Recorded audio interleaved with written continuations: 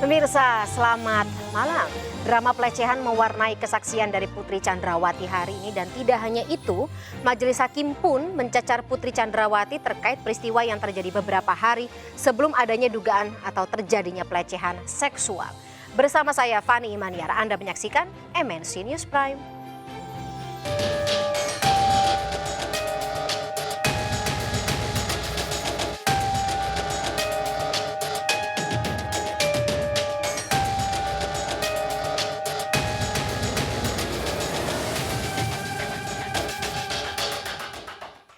Pemirsa, sidang lanjutan kasus pembunuhan Yosua Huta Barat kembali digelar dengan agenda pemeriksaan Putri Chandrawati sebagai saksi. Sidang sempat berjalan secara tertutup, sebagian saat membahas terkait dengan kasus pelecehan seksual. Persidangan kasus pembunuhan Yosua Huta Barat kembali dilangsungkan dengan terdakwa Richard Eliezer, Ricky Rizal, dan Kuat Ma'ruf. Sebelumnya, kuasa hukum Putri Chandrawati sempat meminta majelis hakim agar persidangan Putri dilangsungkan secara tertutup. Permintaan ini dilakukan menyangkut dugaan kasus pelecehan seksual yang diakui dialami Putri. Majelis hakim sempat menanyakan kembali kepada Putri jika dirinya keberatan apabila persidangan dirinya dilangsungkan secara terbuka. Mengaku keberatan, sidang Putri Chandrawati diputuskan digelar secara tertutup sebagian. Mohon maaf Yang Mulia, bila berkenan sidang dengan sidang tertutup. Terima kasih. Baik, saudara saksi dan saudara penuntut umum, majelis memutuskan sidang dinyatakan tertutup hanya sebatas konten asusila. Selebihnya kita akan dinyatakan terbuka. Kita sepakati ya, ketika nanti sudah menyentuh konten asusila kepada para pengunjung, ketika majelis hakim menyatakan sidang tertutup, mohon meninggalkan ruang sidang, tidak ada satu saksi, tidak ada satu orang pun kecuali penasihat hukum terdakwa dan jaksa pendakwa. Hakim meminta pihak lain selain kuasa hukum terdakwa dan jaksa untuk keluar ruang sidang ketika pembahasan terkait asusila. Dari Jakarta, tim liputan iNews melaporkan.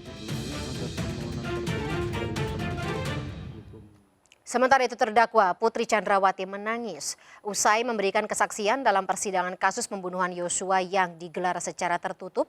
Dalam sidang tertutup ini, majelis hakim menggali keterangan Putri terkait dugaan pelecehan seksual yang menimpa dirinya.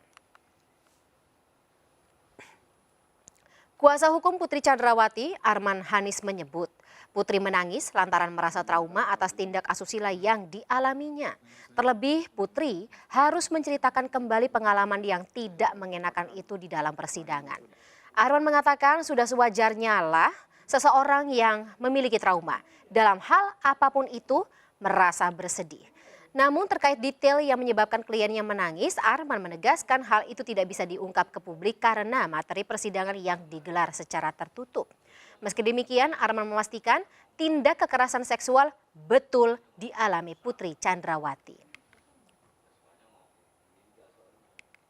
Tadi Bu Putri sempat menangis ya Pak, ketika menceritakan itu. Tadi pas keluarnya kita lihat menangis, apa itu salah satu bentuk trauma? Ya artinya kalau soal menangis atau tidak sudah pastilah orang dalam keadaan trauma untuk mengingat kembali kejadian yang dialami, pasti dia akan terus mengingat seperti itu, pasti menangis lah ya. Apapun itu kalau dia mengingat kejadian yang menimpa dirinya pasti dia sedih atau menangis, itu sudah pasti, nggak mungkin enggak. Oke, terima kasih Pak. Terima kasih ya. Pemirsa, Putri Chandrawati dalam kesaksiannya mengatakan Brigadir Yosua memerkosa dirinya di Magelang, Jawa Tengah. Sambil menangis, ia mengaku Yosua juga membantingnya sebanyak 3 kali.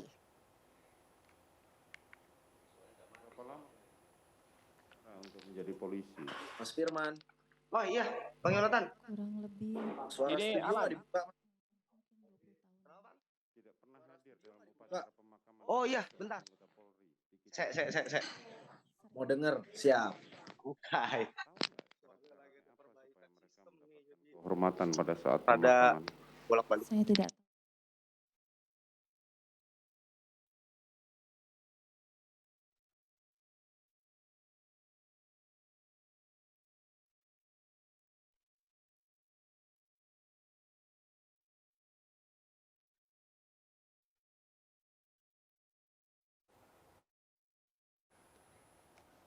Pemirsa, setelah Verdi Sambo, kali ini giliran sang istrilah Putri Chandrawati yang memberikan kesaksian terhadap terdakwa Richard Eliezer, Ricky Rizal, dan Kuat Ma'ruf.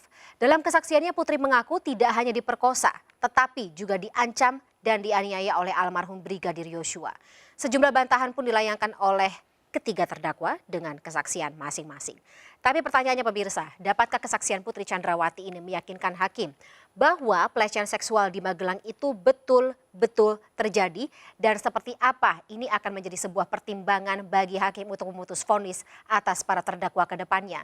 Sudah bergabung bersama kami malam hari ini pemirsa Abdul Fikar Hajar selaku pakar hukum pidana, kemudian Yonatan Andre Baskoro selaku kuasa hukum brigadir atau keluarga Brigadir Yosua, dan Pantas Manalu selaku kuasa hukum Baradae. Kami juga masih menunggu kehadiran Yuda Ramon selaku kuasa hukum dari Ricky Rizal untuk bergabung bersama kami malam hari ini. Tapi saya sapa dulu bapak-bapak, abang-abang, mas semuanya. Selamat malam. Selamat malam, Mbak. Selamat malam, Mbak Fani. Oke, sebelum kita mulai dialognya kembali saya kasih disclaimer ya mas-mas, bapak-bapak semuanya terkait dengan dialog yang akan berlangsung pada malam hari ini. Jika salah satu dari Anda ingin menanggapi atau pernyataan narasumber yang lainnya, monggo tidak usah menunggu saya mempersilakan, langsung saja bisa kita saling tektok, saling berdialog satu sama lain, begitu ya. Baik. Saya ke Bang Pantas terlebih dahulu. Bang Pantas tadi ada di persidangan, dalam persidangan, ikut dalam jalannya persidangan ya? Iya, mengikuti. Oke, sampai ke sidang yang tertutup. Betul. Oke, Bang Pantas mungkin bisa disampaikan apa saja kesaksian Putri dalam sidang tertutup tersebut. Kalau mungkin tidak bisa digambarkan secara detail, tapi mungkin secara garis besar, apa saja yang diceritakan oleh Putri? Ya, sebenarnya kalau untuk substansi tadi persidangan tertutup yang diputuskan oleh majelis, memang secara materi perkara kami tidak bisa menyampaikan, tapi yang dapat kami sampaikan gambaran terhadap pemeriksaan yang tertutup tersebut adalah menyangkut tentang peristiwa atau kejadian tanggal 8 yang dialami oleh Putri Chandrawati. Seperti itu.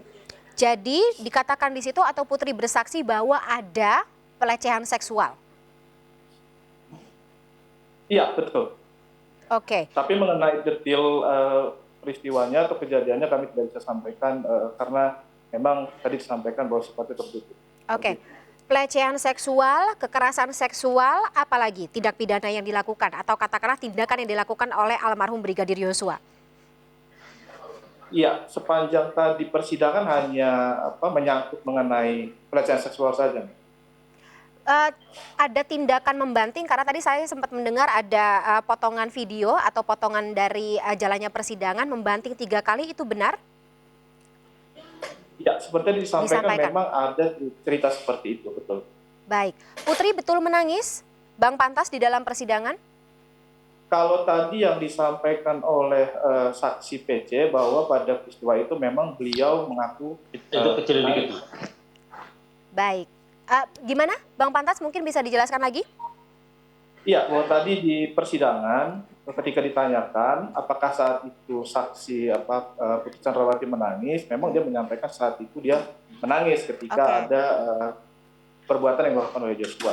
Baik, saya ke Bang Andre. Bang Andre mungkin ada tanggapan tersendiri. Putri sampai menangis, kemudian mengatakan almarhum Brigadir Yosua sempat membantingnya.